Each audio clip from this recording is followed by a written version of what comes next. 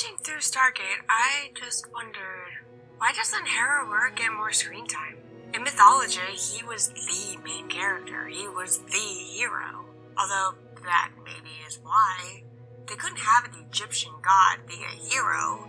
We'll get to the Norse very soon, but even more unfortunately is that the writers didn't even make him a strong reoccurring character, or really very distinctive at all. I don't want to get too far into this, so that'll be at the end. But my name is Renee. You're listening to Detours in Archaeology, and this is Heru-who. Speaking of distinctive, there is a difference between Horus the Elder and Horus the Younger, and it's not necessarily their age. It's critical to understand that there is an evolution of Egyptian religious symbolism and the intertwining narratives surrounding these deities. Horus, as a figure, has multiple manifestations.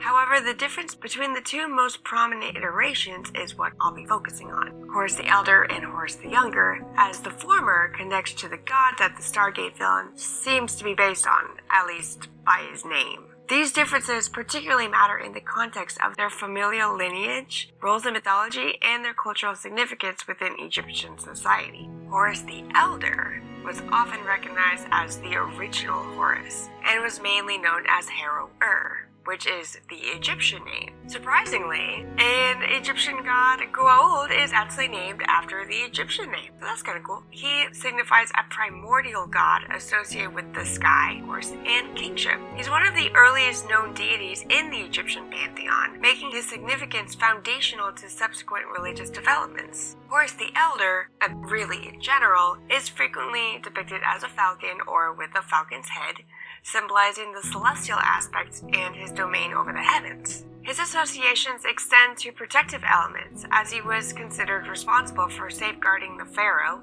and ensuring order and stability within Egypt, traits that are deeply ingrained in the narrative of divine kingship. While the name Heru-ur could translate to Horus the Elder, it could also be Horus the Great. In contrast, Horus the Younger, or often simply referred to as Horus, is primarily recognized as the son of Isis and Osiris, embodying the theme of resurrection and the battle against chaos, principally represented by his fights with his uncle Set. His narrative is central to the myth of Osiris, where Horus the Younger avenges his father's death, thereby symbolizing the triumph of good over evil. This younger manifestation also bears significant implications for the concept of kingship. Horus the Younger was perceived as the rightful heir to the throne, further intertwining his identity with that of the reigning pharaoh, who was often viewed as a living embodiment of Horus. This connection reinforced the notion of divine legitimacy, as pharaohs would often invoke the imagery of Horus the Younger in their royal titles, epitomizing their divine right to rule. Horus the Younger was used to distinguish him from other forms of the god Horus, such as Heru-ur, or Horus the Child, as a specific depiction of Horus the Younger, was depicted as an infant suckled by Isis, or as a young child with a braid on the right side of his head, symbolizing his age as a child. And sometimes in Stela, he was shown on top of various crocodiles or riding a crocodile. Being a Hercules-type figure, if you're gonna find an equivalent in another mythology. Horus the Child is mentioned in various texts from the Old Kingdom, including the pyramid texts and medical texts. And he was transformed, or at least renamed, into the Greek god Harpocrates after Alexander the Great conquered Egypt in 331 BCE. This form of Horus was considered the most beloved of all Egyptian deities. He was identified as the divine boy, son of Isis and Osiris, and the avenger of his father. Of course, as he grew, he became what we would know as Horus the Younger, even though he wasn't so young anymore. He was younger than the other gods, that's what mattered. And he was younger than Horus the Elder. Another is Horus of Letopolis. This version of Horus could adopt animal appearances such as a shrew mouse and a ichneumon, that little weasel-like creature that would kill and eat Apophis. Heru-ur, though, was a very ancient sky god, and his face was believed to be the face of the sun.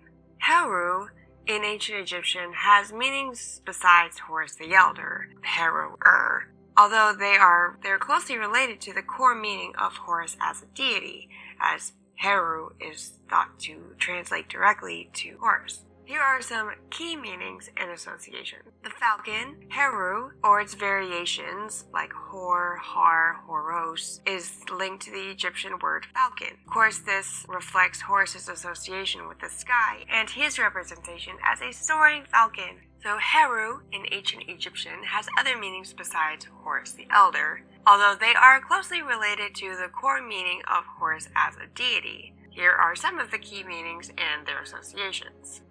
Falcon, the one above the distant one. The name Heru, or its variations like Hor, Har, Horos, is linked to the Egyptian word for falcon. This reflects Horus's association with the sky and its representation as a soaring falcon or falcon-headed man.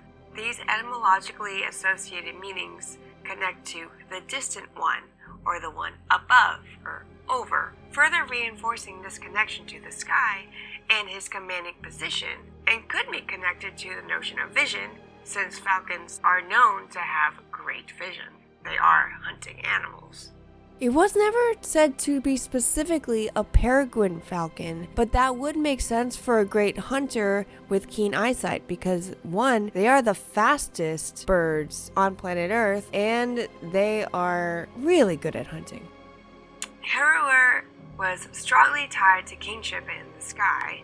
The pharaohs were considered the earthly embodiment of Horus, or Heru, reinforcing his symbolic power and the association with order and legitimacy. Horus the Elder, representing the older, mature form of the god, identified as a sky god whose eyes were the sun and moon. Horus Pa-Karet, which we went through earlier, Horus the Child or the Younger, symbolizing youth and new beginnings. Haru-Behdeti, so Horus of Behdet or Edfu, a protector deity who avenged his father's death, often shown as a winged sun disk. And lastly, Her-em-Akhet, Horus in the horizon, Harmachis, who is associated with the dawn and the early morning sun, often represented by the Great Sphinx of Giza. So how did the meaning of Heru influence the pharaoh's roles? We already know that they used him as their embodiment for divine might to rule. But why? Well, as the living embodiment of Horus, the pharaoh's authority was divinely sanctioned. This connection to a powerful god like Horus, who represented in himself kingship and legitimacy as the son of Osiris, the firstborn son of Geb and Nut, strengthened the pharaoh's right to rule and helped ensure the obedience and loyalty of the people. But he has other jobs. One, as the maintainer of order, or Ma'at. The myth of Horus battling Set to avenge Osiris symbolized the triumph of order over chaos. The pharaoh, as Horus, was expected to uphold and embody Ma'at, the principle of cosmic order, justice, and harmony. This meant maintaining balance within society, ensuring justice is prevailed, and protecting Egypt from both external threats and internal disorder. Horus was revered as the powerful protector, safeguarding the land and its people from evil and danger. The pharaoh was therefore seen as a protector of Egypt, responsible for the well-being and security of the nation. This role also extended from both physical defense against enemies and spiritual protection against malevolent forces, which you'll notice is kind of hard to do without a whole lot of offering and ritual propaganda. Horus was also a symbol of unity associated with the unification of Upper and Lower Egypt. Pharaohs were depicted wearing the double crown, a symbol of the unified kingdom under the authority of Horus. This connection reinforced the pharaoh's responsibility to maintain the stability and unity of Egypt, which didn't always work because we did have the intermediate periods. However, Pharaoh was also a mediator between the divine realm and the people. By fulfilling religious duties, performing rituals, and making offerings, the pharaoh was believed to communicate with the gods and ensure their blessings for the prosperity and fertility of Egypt. And lastly, the pharaoh was also expected to emulate Horus's qualities, including wisdom, bravery, and dedication to justice, just general goodness. By embodying these characteristics, the pharaohs aimed to maintain the stability and prosperity of Egypt, and they would fulfill their divine mandate. Separately, after the last episode with Isis and Hathor, I did wonder what other goddesses were linked to Horus. If you want more information on that, listen to last episode on Hathor. But there were several goddesses in ancient Egyptian mythology that were linked to Horus in various ways. Isis is obviously the most well-known connection as the mother of Horus in the famous Osiris myth. While in some myths she left him with his aunts or with Hathor, she did play a crucial role in protecting him from his uncle Set, ensuring his eventual ascension to the throne. Her fierce protection as the mistress of magic solidifies her role as a premier mother goddess, and with Hathor is often depicted nursing Horus as an infant. Nephthys is a sister of Isis, Set, and Osiris, and can also be the sister of Horus when he is Horus the Elder. While she is the consort of Set, in some versions of the Osiris myth, she assists Isis in mourning and protecting Osiris's body, and later Horus from Set's sometimes mischievous and downright evil plans. She is sometimes also featured as a nursemaid to the pharaoh, although not usually the nursemaid to Horus himself. Serket, a scorpion goddess, is mentioned as a consort for Heru-ur, Horus the Elder, and she is depicted as one of the goddesses protecting canopic chests that contain the deceased's internal organs, which is extremely important for the pharaoh to go into his next life as a full being. Just for a quick recap, Hathor is sometimes depicted as the consort or wife of Horus the Elder, and sometimes is the mother of Horus, and sometimes was his aunt. But it's important to remember that Egyptian mythology evolved over a long period of time, and the relationships of deities could and did vary widely between different regions and different time periods. The narrative of conflict between Horus the Younger and Set not only illustrates the themes of justice and vengeance, but also parallels the annual agricultural cycle of Egypt, where Horus's victory represented the flooding of the Nile and subsequently the fertility of the land.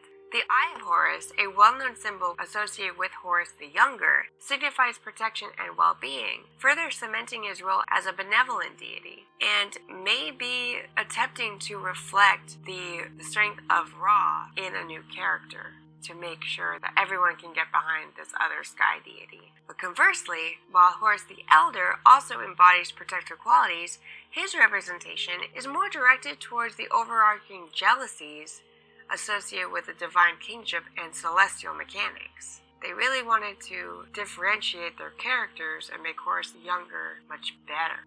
In terms of iconography, both Horus the Elder and Horus the Younger have distinctive representations. Horus the Elder is traditionally symbolized with a sun disk, reinforcing his connection with the sky and celestial navigation, while iconographic depictions of Horus the Younger often emphasize youth and vigor, sometimes illustrated in conjunction with various symbols of royalty and strength, such as the sistrum, a traditional musical instrument linked to divine worship with Hathor. But it seems like the sistrum could connect with both, since Horus the Elder would have also been Hathor's consort. Furthermore, the geographic and cultic differences represent another layer of distinction. Horus the Elder was primarily venerated in the regions such as Edfu, and his worship was often associated with the city of Hierakonpolis, which translates to City of the Falcon in Greek. Derived from the Greek words Hieros, sacred or holy, and polis, city, combined with ak, meaning hawk or falcon. So it would be Sacred City of the Falcon. The Egyptian name for the city, Nekhen, was also related to the falcon god Nekeni, or simply Nekhen. The city was a major power center in Upper Egypt before the unification of the country. It is regarded as one of the oldest centers in the Egyptian civilization, and may have served as the first capital of the unified Egypt, with its evidence for early temples, tombs, and ceremonial objects like the Narmer palette. But this makes complete sense why Horus the Elder would have been such an important figure in uniting Egypt and being the pharaoh, because he was the god of the part of Egypt that was in charge. In contrast, temples dedicated to Horus the Younger were prevalent throughout Egypt, notably in places like Kom-Ombo and other locations that showcase the altered dynamics of power through his association with Osiris and the divine right of kings. The continuity and evolution of the mythology surrounding Horus is attributed to legends of Horus the Elder and Horus the Younger beginning to integrate, leading to shared iconography and attributes that sometimes blur distinctions within the popular practices of worship. Many temples would invoke both versions of Horus, recognizing that they are complementary in embodying the overarching themes of creation, kingship, and cosmic order. As multiple scholars have noted, the duality present in the narratives of Horus reflects broader themes within ancient Egyptian theology, where the interplay of life and death, chaos and order, and the cyclical nature of existence is crucial. The distinction between Horus the Elder and Horus the Younger emphasizes not merely individual characteristics of divinity, but also the broader socio-political context in which these entities developed and how they contributed to the fabric of Egyptian society. Thus, while Horus the Elder and the Younger can share a common ancestry and thematic coherence, they almost reflect a bit of convergent evolution. However, they embody various elements unique to their characterization, serving different roles within a narrative tapestry of ancient Egyptian mythology. The understanding of their distinct identities, demonstrated through iconography, religious worship, and mythological narratives, offers insights into the socio-cultural fabric of ancient Egypt and the religious minds of its people. Let's look at some of the artifacts. There wasn't just the Eye of Ra that was such a big deal. There was also the Eye of Horus, referred to as Wajat. These amulets represented a human eye enhanced or combined with the characteristic markings of a falcon. Made in variations over 3,000 years, they are meant to convey wholeness and health. There are multiple depictions of them, and it seems like they might have some feathers in the eyebrows, but honestly I can't really tell the difference. And there is Heru-behdeti, or Heru-behdets of Edfu. He is another protector deity who avenged his father's death, often shown as the winged sun disk. Very close is Horus the Bedetite. Evidence for this cult is examined from the Old Kingdom to the conquest of Alexander. Primarily depicted as a winged solar disk or a falcon, often shown in protective and victorious roles. This version of Horus is depicted releasing its claws into the hides of its enemies. A bit more badass.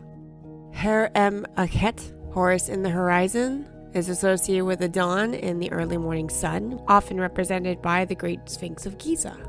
Heru-ur, Horus in the sun, associated with the dawn and the early morning sun, is often represented by the Great Sphinx of Giza. The dream stela, or Sphinx stela, is associated between the paws of the Great Sphinx. It tells the story or myth of a dream experienced by Prince Thutmose before becoming Thutmose IV, who is the 8th pharaoh of the 18th dynasty in the New Kingdom, when he fell asleep near the statue. In his dream, the Sphinx spoke to him and introduced himself as the deity Heru-ur, or Horus in the horizon. The Sphinx was depressed at its dilapidated state, complaining about being covered by desert sand. It promised Thutmose that it would help him become pharaoh if he cleared the sand and restored the statue, which he was actually not likely in line for, since he had the older brother Amenhotep, who, luckily only for Thutmose, died young, so Thutmose became pharaoh. Whether the dream was actually literal or a true story, Thutmose did become pharaoh and fulfilled his promise to the Sphinx. He initiated the Sphinx-worshipping cult, and the Sphinx became the prominent symbol of royalty and the power of the sun in ancient Egypt. Some scholars suggest that the Great Sphinx was originally represented by Horus. The human head on the lion's body was often said to have represented the pharaoh's wisdom combined with the lion's might, though it was likely recarved multiple times by pharaohs to quote-unquote fix the face.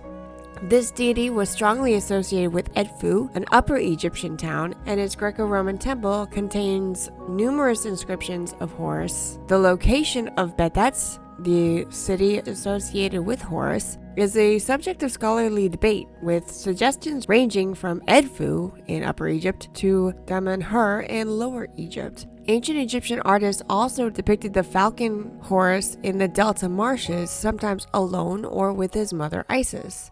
Depictions of Horus in the Bedetite Behdetite have been found on limestone blocks from the necropolis of Kom el Kamasin in South Saqqara, suggesting their origin from royal cemeteries. Horus the Behdetite is often depicted facing Seth of Umbros, particularly in scenes related to King Sahur's funerary temple at Abu Sur, where Horus appears among the lower Egyptian deities. This particular Horus is also really important with his association with the king as a protector, and he's described as guarding individuals and invoked as the protector of Ra. In the Nag el-Hamdullah cycle, the king appears prominently as both an overseer and an object of celebration involving ritual, administrative, and fiscal elements, supported by early hieroglyphic annotation describing a ritual apparently called the following of Horus. Sometimes he is also depicted as a beetle, also referred to as Api in Edfu, and sometimes also as a lion, more known as Horus of Buto, interacting with the forces of chaos as a lion, trampling, retreating, smiting, and devouring. These texts also show Horus as an upholder of kingship legitimacy and a victorious lion over transgressors, kind of like Sekhmet. In at least one version, Horus the Behdetite is noted to have different forms at the same time. He has a beautiful face, who is upon the great seat, and Lord of Mesen. But his longest underlining story is the conflict between Horus the Younger and Set. It not only illustrates the themes of justice and vengeance, but also parallels the annual agricultural cycle of Egypt, where Horus's victory represented the flooding of the Nile and subsequently the fertility of the land. The Eye of Horus, the well-known symbol associated with Horus the Younger, signifies the protection and well-being, further cementing his role as a benevolent deity. Controversially, while Horus the Elder also embodies protective qualities, his representation is more directed toward the overarching jealousies associated with divine kingship and celestial mechanics. Thus, the worship of Horus the Elder in ancient Egypt can be traced back to pre-dynastic times, where he was largely venerated as a significant sky and protector deity among early Egyptian communities. The earliest evidence of his worship appears in the pre-dynastic period, specifically associated with the communities in Upper Egypt. Horus embodied the essence of kingship and was closely linked to the divine rule of pharaohs, or even just lower kings at that point, who were regarded as living Horuses throughout their reign, which further solidified his importance in the traditional religious system that governed society. His worship became particularly prominent around the time of unification of Upper and Lower Egypt, with royal power consolidating under the early dynastic kings. During that time, the pharaohs adopted Horus as an emblem of their sovereignty. One of the earlier centers of worship for Heru-ur was located in the city of Hierakonpolis, one of the oldest and most important urban centers in the pre-dynastic and early dynastic periods. Archaeological findings in Hierakonpolis included significant votive objects and reliefs that indicate that the worship of Heru-ur had deep roots tied to early kingship and the establishment of divine rule. This location plays a crucial role in the political and religious narratives surrounding the unification of Upper and Lower Egypt, as it may have been one of the earliest capitals. During the Old Kingdom, circa 2686 to 2181 BCE, the worship of Horus intensified alongside the rise of monumental architecture, including the temples dedicated to him and the art on the walls that would come with it. The pyramid texts dating to this period reference Horus extensively, indicating his esteemed status in funerary practices and royal ideology, as he was associated with the resurrection and played a critical role in the mythological narratives surrounding the afterlife, particularly in connection with the myth of Osiris. By the Middle Kingdom, 2055 to 1650 BCE, reverence for Horus, especially Horus the Younger, was further solidifying through his integration with other deities, leading to a complex pantheon that included the various forms of Horus, which reflected local worship practices. This trend of syncretism continued through the New Kingdom as Horus maintained a prominent role in the state religion, monitored by numerous temples and shrines dedicated to him across Egypt, such as those we've talked about in Edfu and Hierakonpolis. Interesting parts, though, are during the intermediate periods, notably the first and second. The worship of Horus, particularly Heru-ur, evolved in response to shifting dynamics like cultural practices and varying religious beliefs across Egypt. This period was marked by increasing fragmentation, decentralization of power, and the emergence of local cults, leading to distinct forms of worship and reverence for deities such as Horus. During the first intermediate period, the political landscape became completely decentralized, notably amongst the disintegration of unified pharaonic authority. Local centers emerged with a significant worship of Heru-ur, particularly in locations like Edfu and Hierakonpolis, where he was already prominently worshipped. At these sites, temples dedicated to Heru-ur were built, and the cult practices revolved around agricultural cycles and fertility, reflecting his role as creator and provider of sustenance. This evolution is supported by evidence from archaeological findings that highlight localized religious practices that adopted the earlier traditional mythology. Another significant aspect of Horus worship during the intermediate periods is the veneration of the sons of Horus, specifically associated with the mummification and protection of the deceased. Heru-ur became connected with funerary practices as his sons Imseti, Hapi, Duamutef, and Kebesenuef were assigned to protect various organs of the deceased during embalming rites, a practice that continued into the third intermediate period, and even after. This reflects the ongoing influence of Horus in the practices concerning the afterlife, underscoring his importance even when centralized worship began to decline.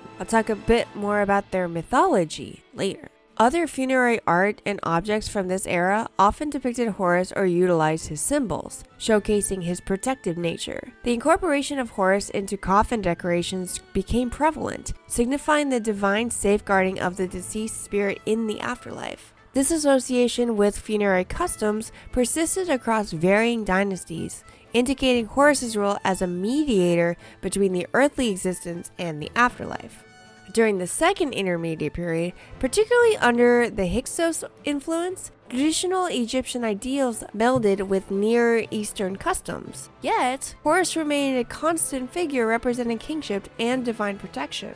As the Hyksos established dominance in northern Egypt during the second intermediate period, local devotion to Horus was reframed within the broader cultural context of this foreign rule. While the Hyksos adopted some foreign gods, traditional Egyptian deities like Horus were often integrated into their practices, leading to hybrid forms of worship that included both indigenous and foreign elements. This cultural syncretism underscores the adaptive quality of Egyptian beliefs, especially regarding Horus, promoting his attributes amidst diversity rather than diminishing his importance. Textual references from tomb inscriptions and relics indicate that the narrative surrounding Heru-ur remained integral to local belief systems, centering on themes such as protection, fertility, and rightful kingship. The narratives were critical for legitimizing the rulers during these fragmented times, affirming Horus's role in maintaining order, especially for all of these separate nomes, like counties. Artistic representations grew more localized in style and iconography, but often retained essential elements that depicted Horus's valor and protective qualities. The worship of Horus evolved significantly from the Middle Kingdom and then jumping over to the New Kingdom, reflecting changes within ancient Egyptian society. During the Middle Kingdom, the political landscape stabilized after the first intermediate period. Horus was primarily acknowledged in a political capacity, but it was the metaphorical connection between the pharaohs and Horus that was essential to the state ideology.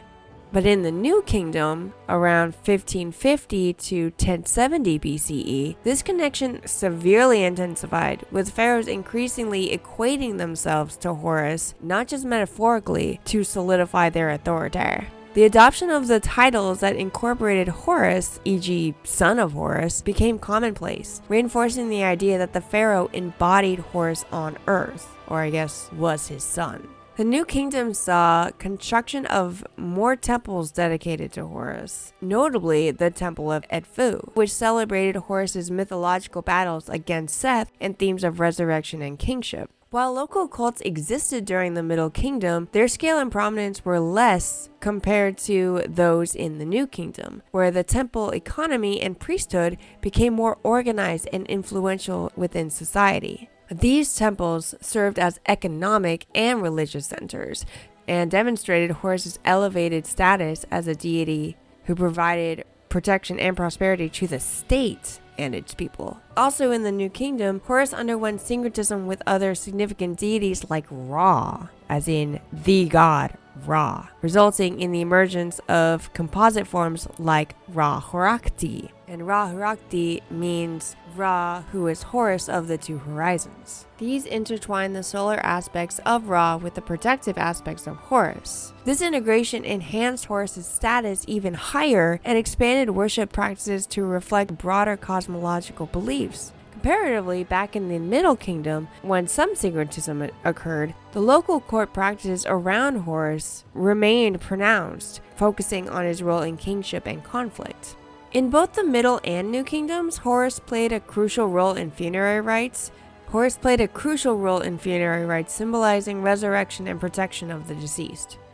However, during the New Kingdom, emphasis on Horus's protective qualities aligned more closely with royal ideology and the deification of pharaohs in the afterlife. This period saw an evolution in mythological narratives, with Horus prominently featured in funerary texts and tomb art, symbolizing the hope of resurrection and reinforcing the pharaoh's divine status and helping them get into the afterlife or presenting them to Osiris once they get there. The Book of the Dead itself also became increasingly significant, incorporating themes and symbols that related to Horus, thus influencing personal religious practices among the elite and creating one of those positive feedback loops. The more Horus is shown, the more people want it on their tomb art, and the more it's on tomb art, the more it looks like he is important. For the amulet use, the Eye of Horus, as a symbol of protection, health, and restoration, gained immense popularity during the New Kingdom and became ubiquitous in amulet form. It served as a personal protective charm for the living and became intricately tied to funerary practices. Sometimes the amulets were even put into mummy wrapping. This shift reflects how the worship of Horus transitioned from primarily state-driven to more of a personal and widespread veneration, emphasizing individual protection throughout the New Kingdom. Throughout both periods, regional variations in the worship of Horus persisted. However, during the New Kingdom, there was a pronounced effort to standardize worship through the establishment of a comprehensive priesthood and temple network. Local practices, while still important, began to align more closely with the increasingly formalized narratives and rituals prescribed by central temple institutions. Skipping ahead a little bit to the Ptolemaic period, from 332 to 30 BCE, after Alexander the Great, the worship of Horus transformed within a Hellenistic context, while his significance largely remained intact in the Egyptian religion. The Ptolemies utilized Horus to legitimize their ruling status, incorporating him into their identity as pharaohs. This era marked a peak in artistic representation and textual references to Horus, expanding his symbolism into broader religious iconography and impacting rituals, administrative practices, and artistic expression. The Temple of Edfu was actually built in the Ptolemaic period, between 237 and 57 BCE, and is one of the best preserved ancient monuments in Egypt.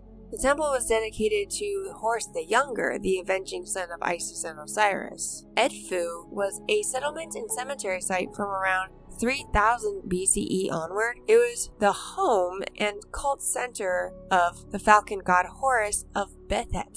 That was the ancient name of Edfu. Although the Temple of Horus as it exists today is Ptolemaic, started by Ptolemy III in 237 BCE, it was started on the site of an earlier and smaller New Kingdom structure. The small sandstone temple was completed some 180 years later by Ptolemy VII, Dionysos, Cleopatra VII's father.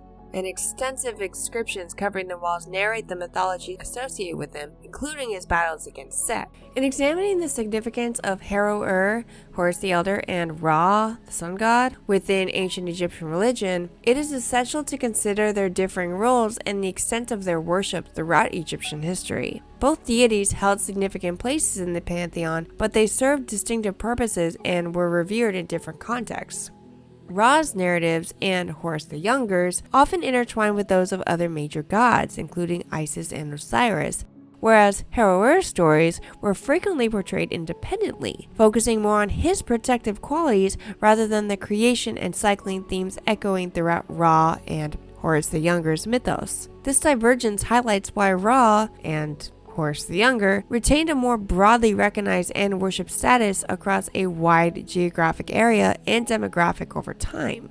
Heru-ur was undoubtedly important, especially in the context of specific local cults and the symbolism intertwined with the pharaoh's right to rule. However, when comparing the two, it becomes apparent that Ra/Horus the Younger was more integral to the fabric of Egyptian theology as a whole and attracted a broader worship base across different regions and periods in ancient Egypt. His embodiment of the sun and central role in creation positioned him as the cornerstone of theological and socio-political identity of the ancient Egyptians.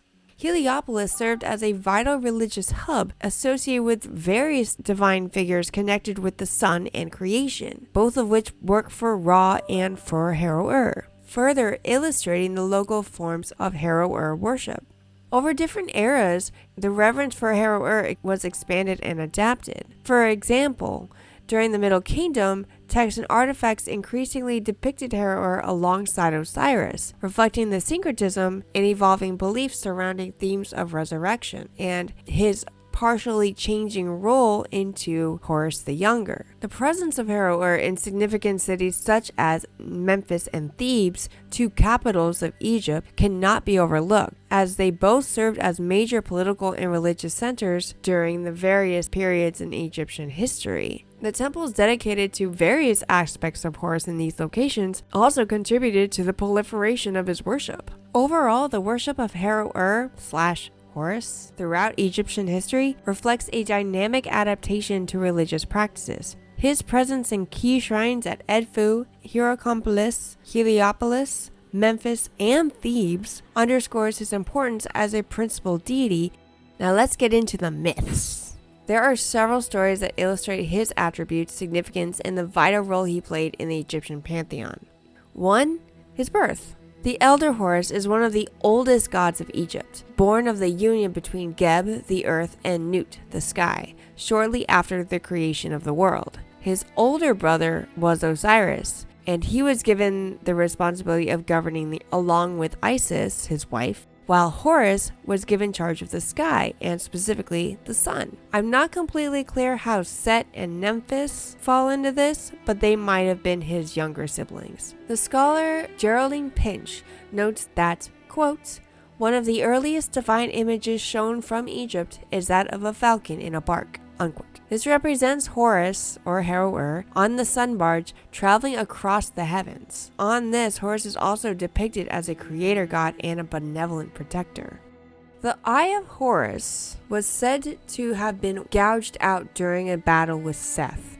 This story symbolizes both healing and protection, as Thoth restored the eye, representing the regeneration. The Eye of Horus then became the symbol in ancient Egypt associated with well-being, prosperity, healing, and protection, which is different than the Eye of Ra.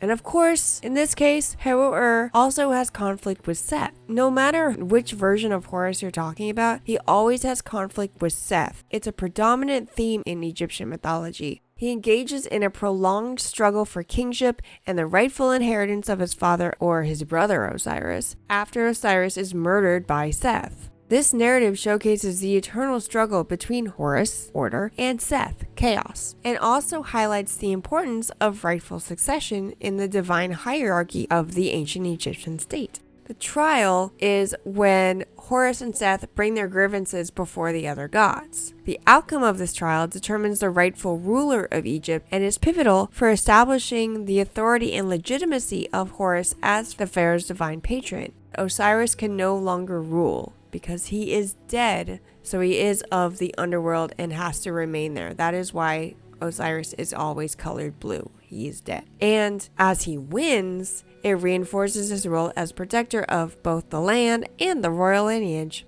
And this is the same myth where Hathor gets naked in front of her father and all the other gods. Heru-ur, as a sky god, is of course associated with solar connections. More myths relate to his embodiment of the sun, paralleling the deity of Ra. The iconography and worship of Horus engages with celestial narratives, and since Heru-ur had the eyes of the sun and the moon, that shows that he has both the cycles of the nature of the day and night alongside his association with kingship and protection. Now, the 4 sons of Horus were in earliest reference to Horus the Elder, and that's found in the pyramid text, as they were described as friends of the king. They assisted the king in his ascension to heaven in the eastern sky by means of ladders. Their association with Heru-ur goes back to the Old Kingdom, where they were said not only to be his children, but also parts of his soul.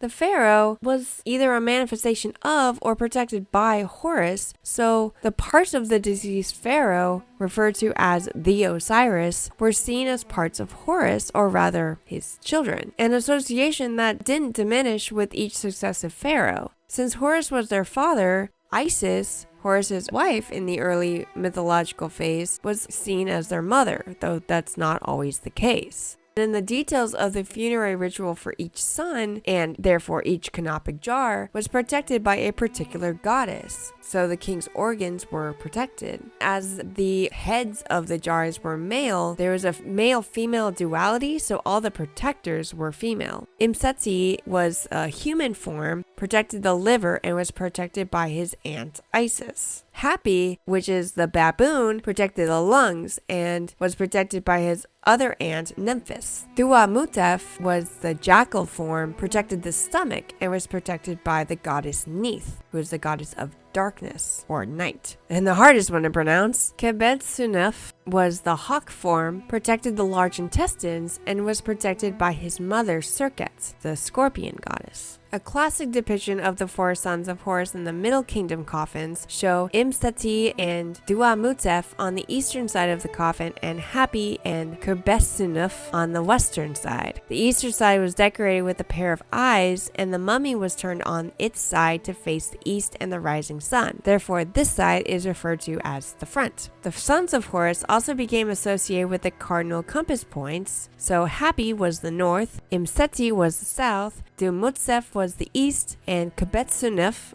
was the west. They had another brother, Ihi, who is a son of Hathor. He wasn't on any jars or in any coffins. Until the end of the 18th dynasty, the canopic jars would have had just the head of the king.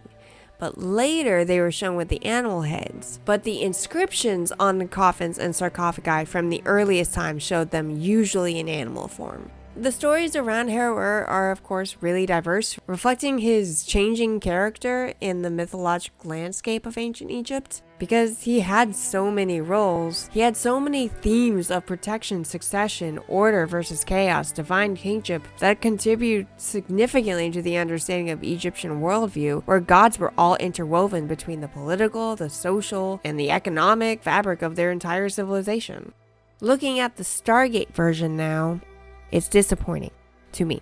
Heru-ur only really shows up in 3 episodes: Thor's Chariot, Secrets, and the Serpent's Venom. What is kind of weird, but I guess makes sense mythologically and in terms of the production of the show, is that they use the same armor for Ra and for Heru-ur. I mean, one, it's cheaper for the production team to reuse costumes, and for the mythology, they were both avian deities, and they kind of tied into each other, especially with Ra Herakti, but in the show, none of the mythic backstory comes into play. What is really disappointing is that they never had him fighting Seth or talk anything about engaging in battles with anybody.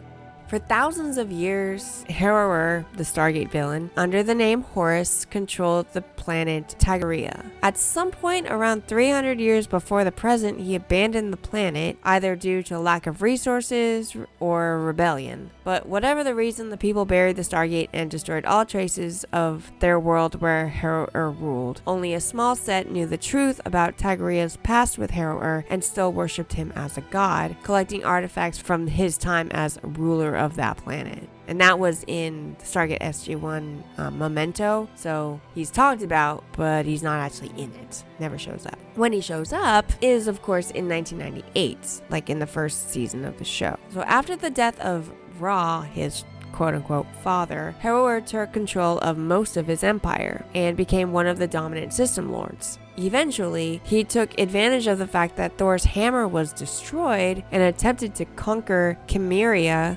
despite that it was a planet protected by the Asgard. The Chimerians contacted Earth, who had been there before, who were the ones who destroyed Thor's hammer, and they sent SG-1 to help fix their mistake. Very brief encounter with Heru-ur, Captain Samantha Carter and Dr. Daniel Jackson were able to use the Hall of Thor's Might, where they first contact Thor himself to get him to help. Thor came with this ship and destroyed Heru-ur's troops, camp, and ship landing platforms. With no other option, Heru retreated through the Stargate rather than be taken away. That, of course, was Thor's chariot, his first actual appearance. And, of course, for a long time, Heru-ur was a rival of Apophis. When he learned that Apophis and Amunet had sired a Harcesis, which is a child born of two Goa'uld, so they would have all the knowledge of both of their parents, he was attempting to take Amunet, but then she gave birth, so he wanted to take the baby. However, Teal'c and Daniel Jackson were able to deceive him into thinking that Apophis had the child, while manipulating Apophis and Amunet into believing Heru-ur had stolen the child. While Heru-ur nearly killed Daniel Jackson, but was forced to retreat when O'Neill damaged his hand device by throwing a knife straight through it and Heru-ur's hands, and it was awesome. And that was in Secrets. But his last appearance... For generations, Heru-ur controlled the planet Juna, though this was mainly through his Jaffa, and he hadn't actually visited in a long time. And he doesn't visit in this one either. At some point before his death, SG-1 arrived and informed the people that they no longer had to worship Heru-ur, and after winning a rebellion against Heru-ur's Jaffa, they instructed them to bury their Stargate. So this kept Heru-ur or any other Goa'uld from ever returning until Kronos claimed the planet when he came with his ship, but that's another episode. In the next year, in 1999, when Sokar returned, he made his presence known by attacking the forces of Heru-ur in Serpent's Song. Following the fall of Apophis, Amunet entered the service of Heru-ur. Amunet somehow learned the truth of what happened to her son and led an invasion force to Abydos, taking many Abydonians hostage and regaining her son, capturing the Abydonians as a pretext to trick Heru-ur. Concerned that the System Lords would keep looking for her son, Amunet entrusted him to one of her handmaids who took him to Sanctuary on Keb. This is all talked about in a different episode. This happened off screen. And his final year of life, Heru-ur sent a force consisting of several motherships after Chlorel in order to capture him. Chlorel piloted his ship towards Tolana, as he knew the Tolan would use their ion cannons against them. Two of Heru-ur's motherships were destroyed in the process, but Heru-ur survived. Not seen in that episode either. Eventually, Heru-ur went and found Apophis and wanted to form an alliance for control of the whole Goa'uld Empire. As a sign of friendship, Heru-ur offered Apophis Teal'c, who had been captured by Heru-ur's Jaffa. SG-1 and Jacob Carter sabotaged the alliance, hoping it would result in a war that would decimate both System Lords' forces. However, Apophis had brought a gigantic cloaked fleet and used it to protect himself as he destroyed Heru-ur's attack, which killed him. Apophis easily absorbed Heru-ur's forces and became the most powerful System Lord in existence. So that obviously did not work. Teal'c did manage to escape with the help of Ragnar, who originally kidnapped him for Heru-ur. Months later, the System Lords fell into disarray with the deaths of Heru-ur, Apophis, and Kronos. The other System Lords hold a summit to reconcile their power vacuum, and it did not work. Heru-ur's death really helped pave the way for the return of Anubis. His story is intense, but he just wasn't in most of it. Unlike the other system lords, Heru-ur would personally lead his troops into battle, fighting on the front lines, which is why we see him in the few episodes that the army actually makes an appearance. One would think that would make his Jaffa more loyal to him, but Hathor still managed to lure a bunch of them and Apophis' Jaffa away. One would think that she used her pheromone breath, but as Teal'c proved in her first appearance in episode 14, that doesn't work on Jaffa. Heru-ur was known for being merciless to his enemies, as he was willing to viciously torture and interrogate his prisoners, and captured Teal'c and tortured him for a while before trading him to Apophis. Then he got blown up for the trouble. Later, Garak, a free Jaffa leader, spoilers, who eventually turned to the Ori, more spoilers, mentioned that Karok was first prime of Horus. Also, Tagreen Tarak Solomon referred to Heru-ur as Horus after he abandoned Tagria, and Teal'c confirmed that this was Heru-ur, recognizing the symbol of Horus as that being of Heru-ur. So they're definitely the same guy, and I do not know exactly why they decided to call him different names, but they did it on purpose, so. Interestingly, he is one of only 2 Goa'uld who ever wore the golden Jaffa armor and actively entered combat alongside his troops. The other being his nemesis, and depending on the mythology, just another nemesis being Apophis. But as I brought up in the short introduction, Horus couldn't really embody anything about the mythological character because he was the hero, the undisputed best male god for the living Egyptian, and even going to the afterlife. Then you kind of get into Osiris and you don't really want to compete with Osiris because he's really great too. But because he was a Goa'uld, and before the Tok'ra really became a thing in the show, he had to stay evil. But even being evil like Apophis, the character could have still been beloved and fun to watch. But I suppose that the watchers of the time didn't really connect much with the actor Douglas Arthur's interpretation. And to be honest, I never really cared for the character either. He just seemed so flat. He was just angry and he made that weird glary face and got hit in the hand with a knife. Seemed more like a side monster of the week, not even the main thing that you're supposed to care about, because that was Apophis. Even though he is an existential threat in multiple episodes, he's just not in them. It's a shame that he wasn't given more, but on a show like that, you can only pay so many people for lines. But if they turned him and Set into a bigger fight over the entire series, or at least over a few seasons, that would have been an interesting side story to hear about, even if we didn't see it. But I can only imagine what the mythological Heru-ur would have thought about the Goa'uld. Probably would have smited him on the spot with his talons, or claws if he was a lion. Thank you so much for listening to Detours in Archaeology, Heru-who. I hope I answered the question, and I hope you enjoyed this. If you did, please like and subscribe to the podcast, to my website. Leave a 5-star review, pretty please, and leave a comment. I highly recommend going to the website and looking at all the pictures that go along with this article, all the artifacts, all the places. There are links in the description. There's also links to my Patreon, my Blue Sky account, my Instagram, where I have multiple different things coming up every week. And on my Patreon, I have bloopers on the drawing weeks. So I hope that you will enjoy it, as I mess up a lot during these recordings. But thank you so much. I really appreciate it. If there are any corrections or I'm sorry for all of my pronunciation of Egyptian names and just words in general. If you know of any corrections or you have more information or any questions, feel free to email me. And sorry if I didn't get to your favorite Horus representation today. There were just so many to go through that I couldn't hit them all. If you have a favorite that I didn't list, email me, and don't forget to listen to my bloopers / extra information episode in a couple weeks, and maybe it'll be in that.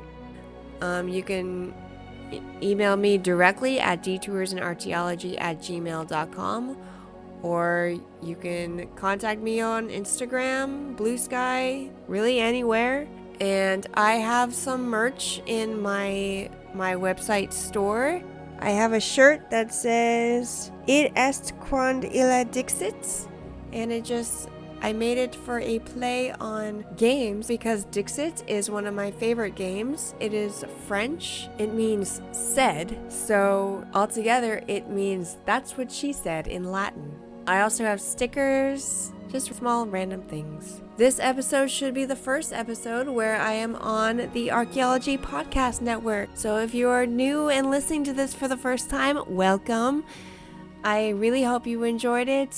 I hope you enjoyed it if you've listened to all of my episodes already. As ancient Egyptians believed that the sky was a river or it was a great ocean. Ancient Egyptians believed that burying pits full of boats around the monuments such as the pyramids would ensure smooth sailing into the afterlife. I guess you don't just get to ride the bark with Ra, at least maybe not back in the Old Kingdom. One of the more impressive boats was uncovered in 1951 right next to the Great Pyramid of Khufu. It was 144 feet long and 4,600 years old. Unfortunately, it was buried in more than 1,200 pieces that were stashed underneath stone blocks.